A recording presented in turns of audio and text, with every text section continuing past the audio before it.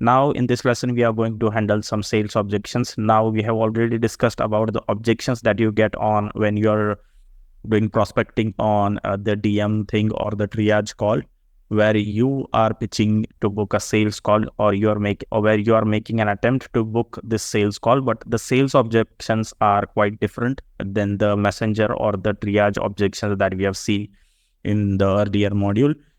So let's look at what we are going to cover in this lessons of handling the sales objections. We are going to address some of the client's objections here. We are going to see how to handle those objections and how to overcome those objections with the examples and exact script or templates you can say that you needed to handle those objections, and what are the objections that arise mostly while you are on a sales call or a strategy session, that we are going to see in this lesson. So first of all, what is the objections?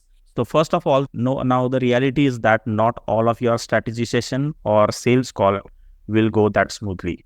There will be some objections from your prospect side, and keep that inside your head. So what are the objections? Objections are the concern that are raised by your prospects as a reason not to work with you. As simple as that. Objections are also an excuses that your prospect give or use to justify not working with you. Inside, they want to work with you, but there is some limitations to them. There are some concerns arise in the prospect's mind, or the reasons that they didn't or not want to work with you, or kind of excuses that they have to justify that they don't want to work with you or not interested in working with you. These are called the objections. So when you are on a sales call, a prospect who has been saying that the program is precisely what they need until it's time for them to make a commitment, to make a decision, then suddenly they seem to become an entirely different person, right? Coming up with all the reasons that they can't do it, that they can't commit to it. These are all called objections, right? So prospects may seem interested until it's time to commit. As I said, a prospect will seem interested throughout the sales call until it's time to commit, until you share your offer and take that commitment, right? And then they come up with the reasons, the excuses, the concerns why they can't do it, why they can't work with you. This is because until this point, you have been talking about the change in a somewhat abstract sense throughout the call, right? Your prospect always hears what you're saying and it excites them throughout the call. But when it comes to take an action, when it comes a time to take an concrete action, either their survival part of the brain arises, their views changes instantly, and therefore their prime concern is keeping things the same. Their prime concern is keeping things the same, not to change, not to commit, not to take an concrete action. And it's common because our survival instinct resists change, and that wants to keep things the same. When your prospects, they are faced with the opportunity to do something differently, their brain tells them that maybe it's not so bad to stay where they are after all. So when your prospects, they are faced with the opportunity to do something differently, their brain tells them that maybe it's not so bad to stay where they are, and that's okay after all. Now, that doesn't mean that your prospects is lazy. That doesn't mean that they are not willing to ready to work to reach their goals with you. It simply means that they are human.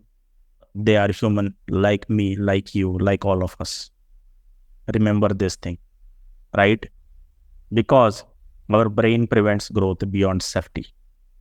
This is the main problem. The problem is that the part of our brain prevents growth beyond safety.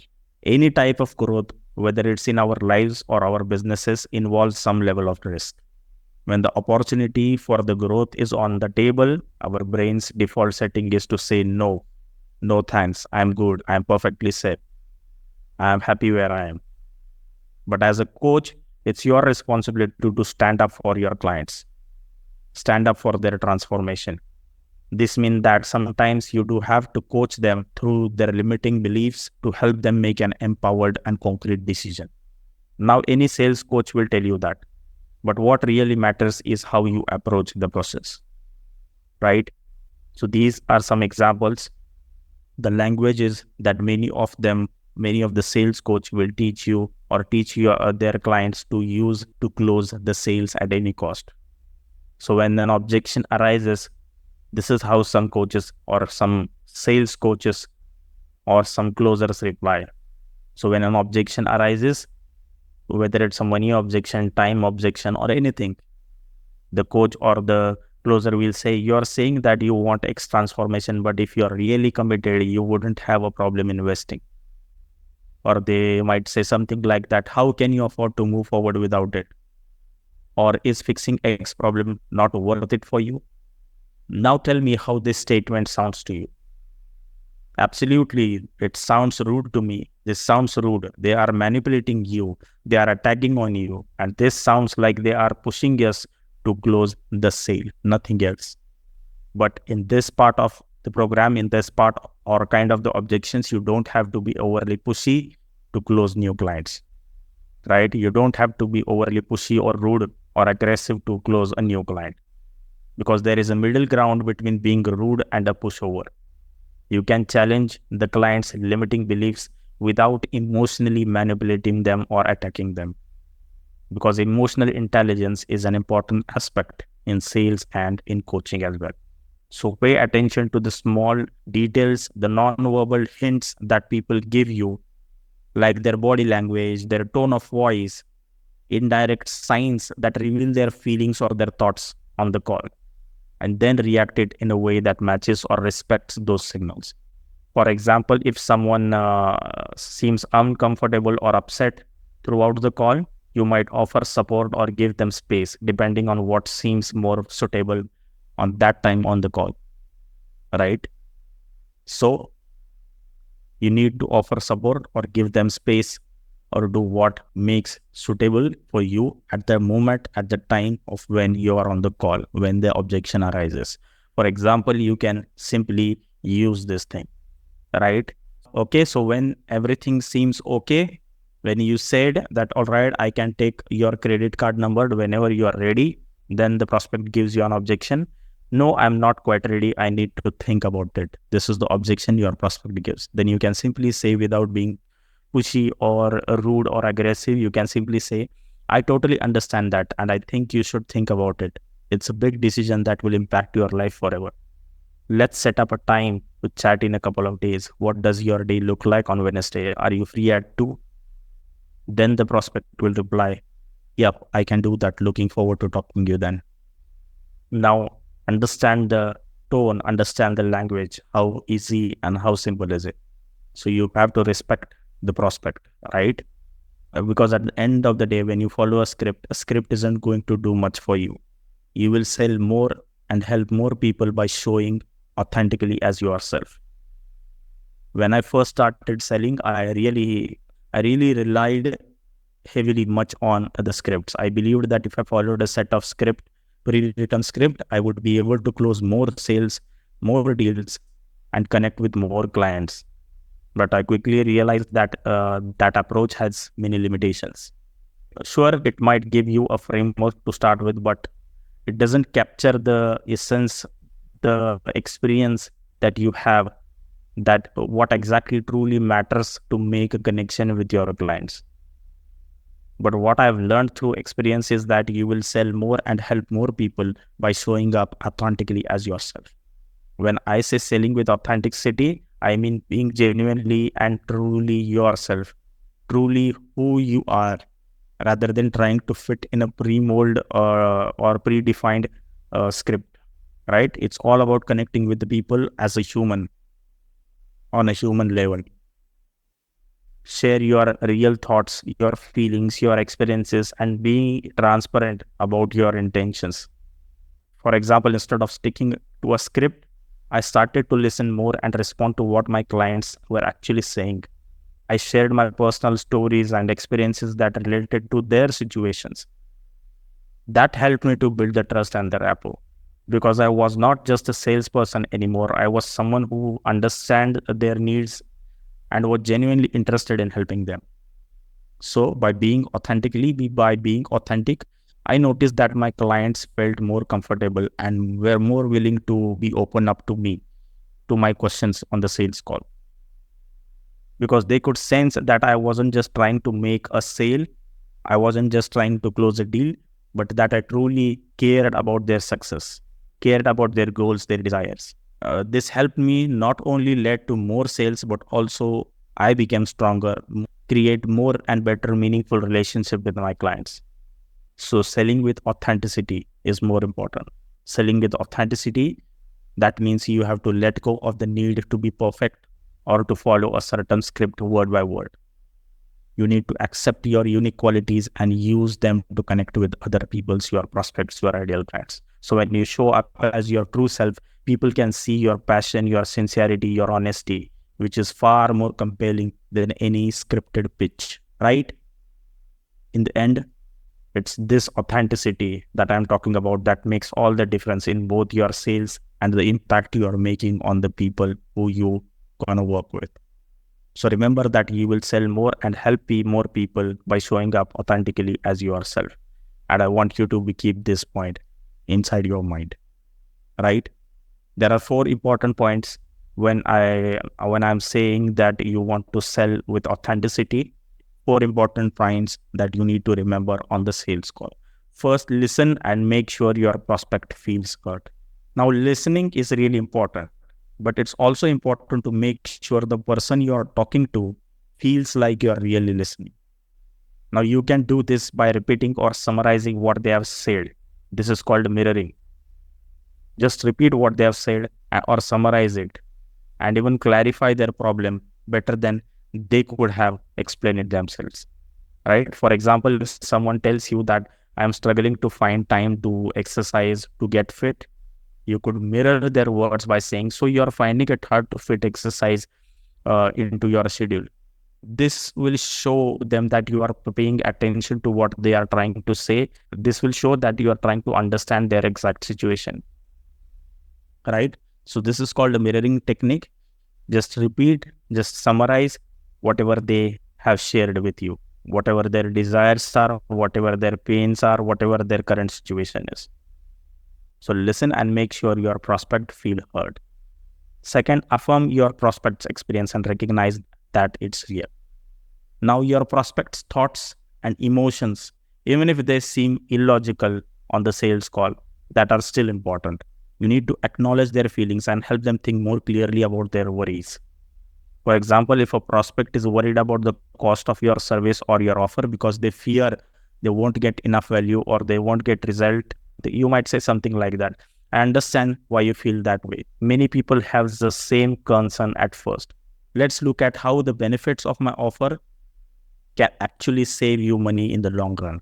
And this way, you validate their feelings and guide them toward a more logical perspective. Third one, be assertive but not aggressive. Most important thing, support your prospects' growth, but do it respectfully. If they are on a call with you, they trust you to some extent, right? You need to honor that trust by motivating them to improve and become the best version of themselves. Imagine you're talking to someone who wants to improve their health. Instead of criticizing their current beliefs, current habits, you could genuinely encourage them to make small or positive changes in their lives. So you need to respect their journey and offer support so that you can help them feel empowered and take that positive decision or achieve their goals, right? Fourth, balance authority with intimacy. Now you need to keep in mind that clients are like experts, but they also want to feel connected to them, right? So while it's good to show what you know, it is also important to build a good relationship with the person you are working with. Because in the end, they'll decide based on how much they like you and trust you. For example, imagine you are looking for a fitness trainer. You want someone who knows a lot about fitness, but you also want to feel comfortable with them, right? So if you meet a trainer who is very knowledgeable but doesn't seem friendly or trustworthy, you might not choose them or you might not work with them, right? But if you meet another trainer who is both knowledgeable and makes you feel comfortable and feel valued, you will be more likely to pick them, even if they are not more expert, right? So there are few things I want you to keep this in mind while you are selling with authenticity, right? Now, how to handle the objections? Coming to the important part, how to handle the objections. Now, what is handling objections? As I told you, handling objection is about understanding your prospect's concern, their excuses, their issues, and showing them how your program can help them. Okay, so here is a simple way to do this. Step number one is acknowledge their objections at first. Acknowledge the objections. Listen to what your prospect is saying and show them that you understand their concern. For example, if they say, I'm not sure I can afford this, you can respond with, I understand that budget is important for you. Or you can something say, I certainly hear that. And a lot of my clients deal with or have dealt with that before as well. This is how you show that you genuinely care about their concerns and you are actively listening to them, right? So acknowledge the objection. Don't be just rude or aggressive. Simply say that you're with them. Simply make them feel that you are on their side. You are with them, right? Second, you need to break down their concern by asking them questions. So let the prospect know that the concern is valid. This will show some empathy, and this will help them to build trust with you. For example, you could say something that it makes sense to be cautious about your finances. So if the objection is about money, they don't have the budget or they don't have the finances or they can't afford it, you can say it makes sense to be cautious about your finances, and then help them analyze their objections by asking questions. For example, you might ask, can you tell me more about what specifically concerns about the cost or about the finances? It is the best way to start with. Then you can say, do you mind if I ask you a couple of questions about that? And then you move to your questions about the objections. If they are worried that they don't have enough time to commit to your program, simply ask them how much time they do have each week that they could commit to. And then ask them where they might be able to reallocate that time in their schedule to commit to your program, right? If they are spending hours every week watching Netflix, for example, that might be an area where they could reallocate the time if they are willing to do so. Then once you deconstructed their objections, you now demonstrate and highlight the benefits. You exactly finish the process of dealing with their objections by showing them how your program benefits them in the context of that specific concern. So if their initial concern was that they don't have enough time to commit, so once you have shown them that they have enough time, now transition into showing them how your program saves the time in the long run. Explain how your program can help solve that concern. If the objection is about cost, you could highlight the value that they will receive in exchange for the investment. You need to show the prospect how your program can benefit them, especially in the relation to that objection. So you can simply respond to something like that. I completely understand your concern. Many of our clients initially have similar worries. However, our program is designed to be both effective and affordable. Let me show you how. Then afterwards, you show the value that they are getting. You share the payment plans, showcase some testimonials, give them a cost-benefit analysis, and explain the long-term benefits that they get after enrolling your program. So let's see an example overall to how to construct or demonstrate a highlight or a benefit. Let's see a fitness coach example. So if the prospect says, I'm interested in your fitness coaching program, but I'm not sure I can afford it. This is an objection the prospect has made. So you can say something like that without being aggressive or rude. I completely understand your concern. Many of my clients initially have similar worries. However, our program is designed to be both effective and affordable. Let me show you how. Now you give the value proposition.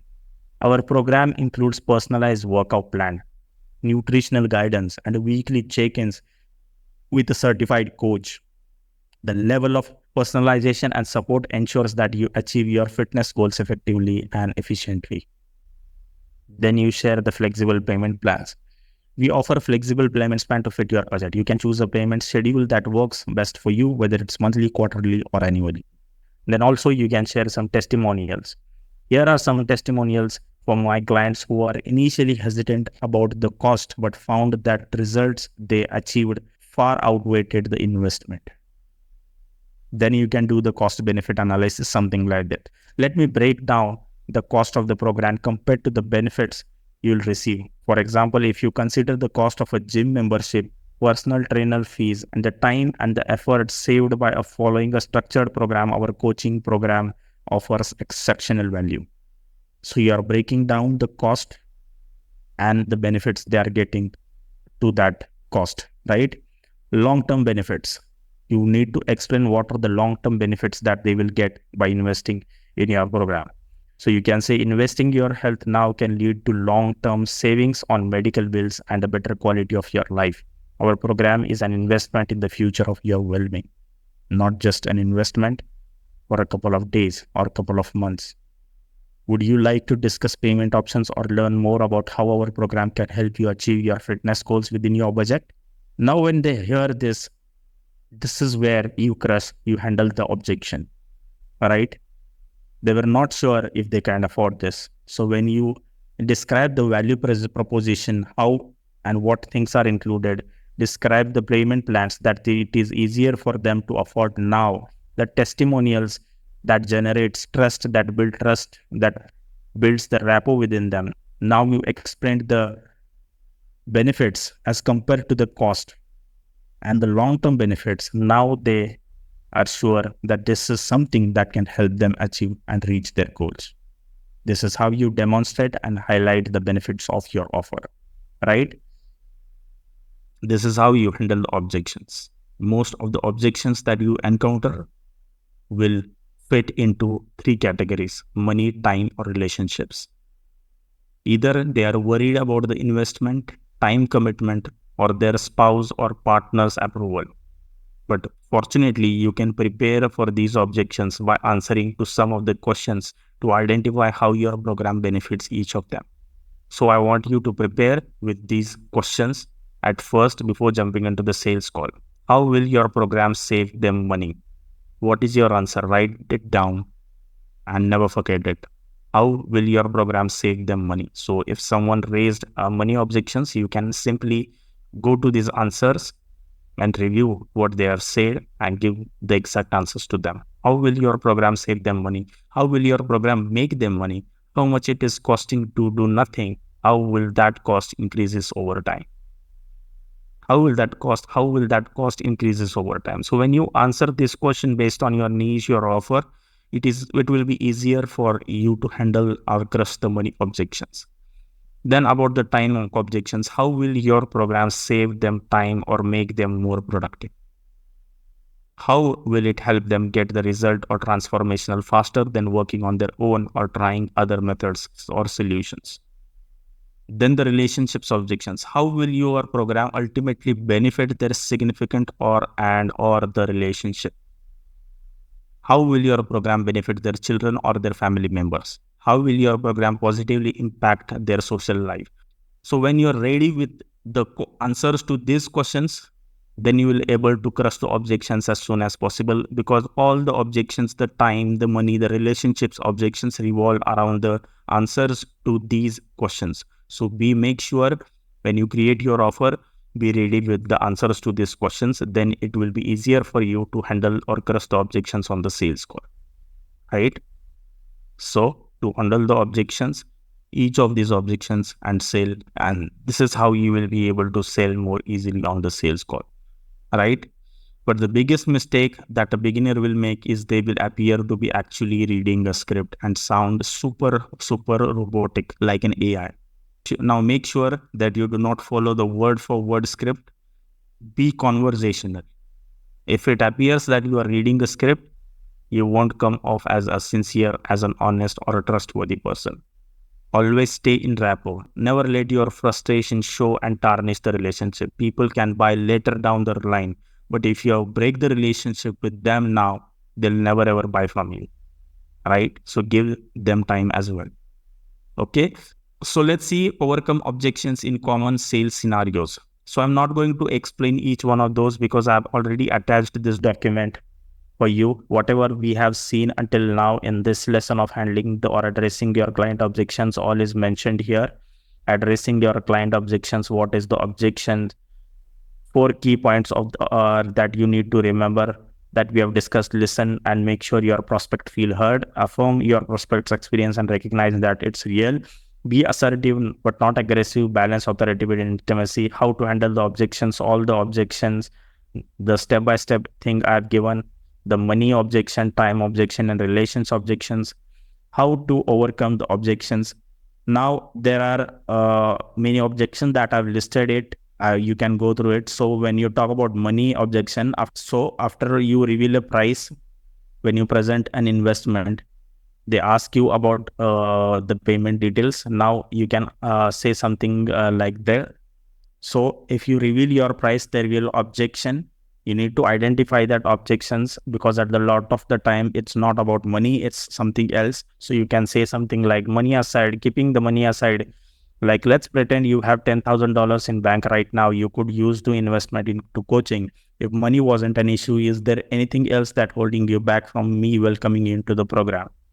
Once you identify that, so there is an entire script given you step by step how to tackle that exact objection, right? Someone says the price is too high. What you can say? I understand this is an investment. I don't take that lightly. I do my best to work with people in this situation, and I don't want money to be the reason that preventing you from working together.